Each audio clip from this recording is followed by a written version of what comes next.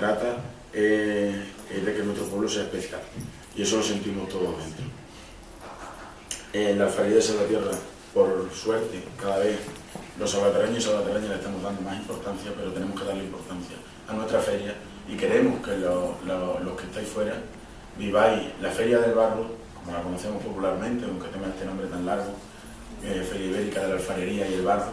La Feria del Barro, como la conocemos popularmente, sea un punto más en el calendario para ir al pueblo, a visitar el pueblo y conocer lo bonito que está el pueblo esos días, lleno de gente, lleno de vida. Este año la feria viene cargada de muchísimas actividades. Ayer mismo nos confirmaron la presencia del presidente de la Junta de Extremadura en la inauguración de la feria. No sé si en alguna ocasión habrá ido un presidente a inaugurar, pero yo creo que hace unos cuantos de años, yo personalmente no lo recuerdo. Y creemos que eso pues también, al final todo, le da un impulso a la feria.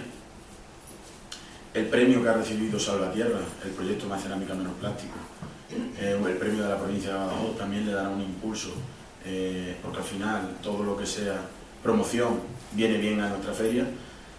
Tendremos programas de radio en directo, tendremos exposiciones, una exposición muy bonita, que es la de la mujer en la alfarería.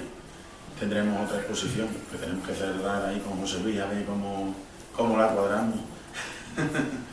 que bueno, la tenemos ahí, pero como he dicho antes, nos da la tranquilidad del conocimiento y de la gana de dejar lo que sabemos que va a salir bien, de no estar todavía enfocado en eso.